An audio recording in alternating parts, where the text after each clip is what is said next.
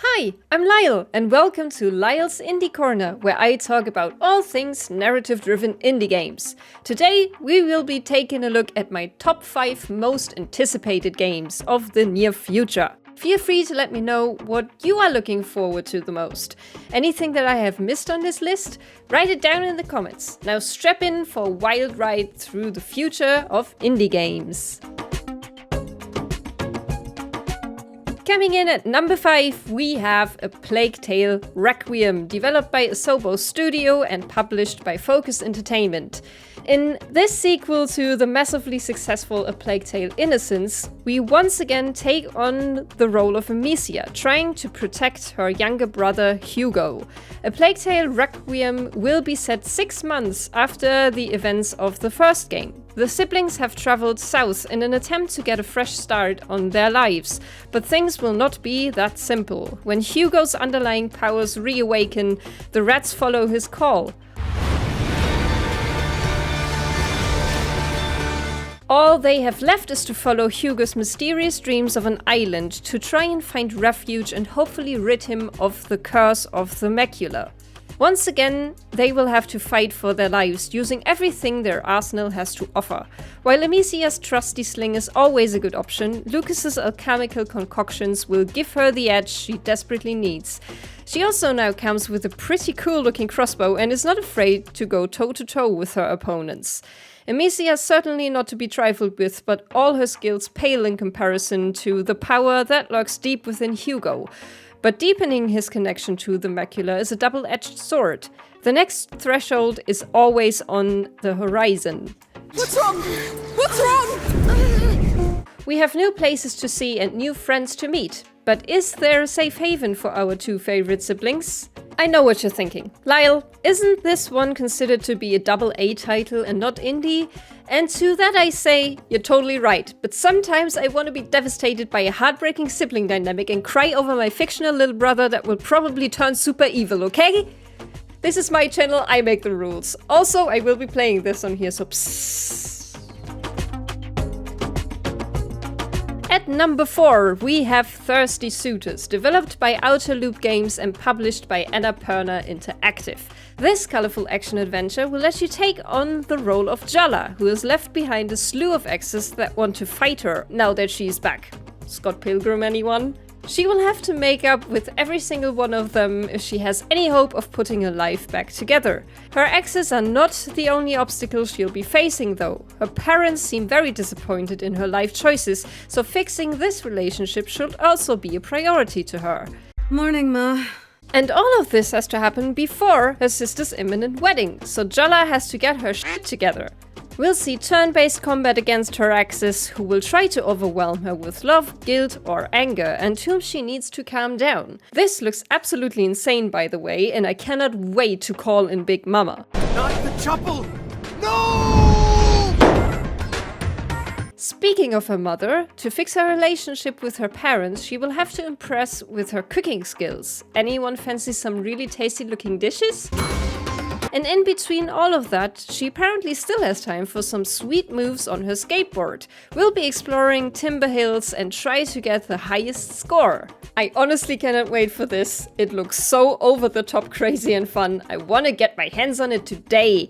Added bonus that we get to see a culture that's completely underrepresented in the gaming world. This is why I love indie games. And with a tagline like, battle your exes, disappoint your parents, and find yourself, you got me hooked right from the get-go. Watch out for the spooks at number 3, OXENFREE 2, developed by Night School Studio and published by Netflix. We will return to Kamina a few years after the events of the first game, this time with a new character named Riley. The mysterious radio signals persist, and the ghosts seem to be even stronger and scarier. Can we save Riley from suffering the same fate as her predecessor Alex, or will she and her friends be caught in the same time loop as the motley crew from the first game? Riley, come in, Riley. As Alex before her, Riley has a trusty radio always at her side, possibly to pick up ghost signals and communicate with the other side. But she will also be able to find and open time tears and actually walk through them to see and experience the past. One of those things.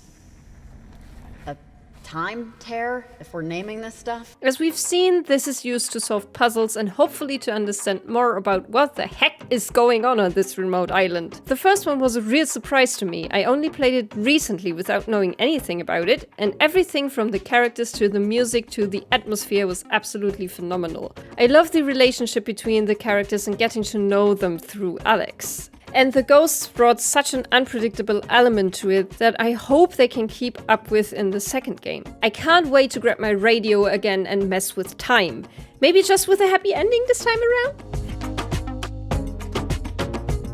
We'll keep the mystery going at number 2 with Somerville, developed and published by Jumpship. When aliens come to Earth, it does not look like they have any good intentions. In the wake of this catastrophe, you need to take care of your family in this sci-fi adventure. Fleeing seems to be your best option, not fighting. Keeping your family together and safe, that is the goal. We don't know much about what the gameplay will look like exactly, but with a founding member of Jumpship coming from the developer of Limbo and Insight, it is safe to assume that Somerville will take a similar approach. Lots of puzzles, lots of trial and error, and probably a lot of gruesome deaths. Judging from the trailer, this will be an intense and dark experience in a gritty setting, and I live for heartbreak and family drama.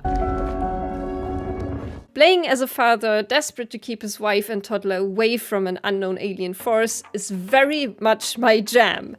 Also, this game has a dog, so enough said.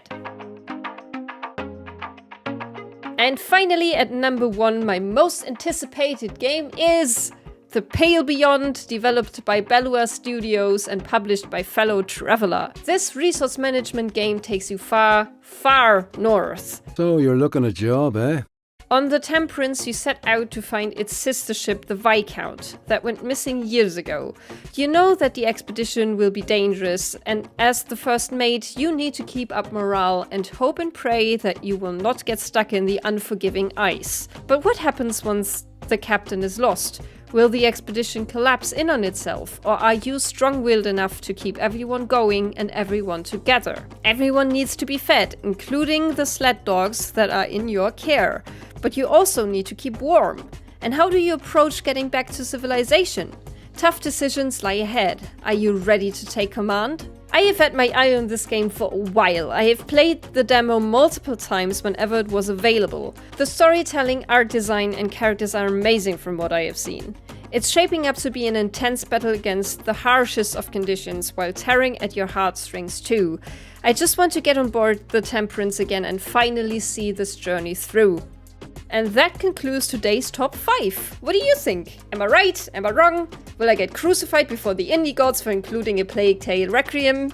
Since none of these games, but the new Plague Tale, which comes out on October 18th, have a definitive release date, I did not include them in this video. Thank you guys so much for your time and attention. Let's stay weird together.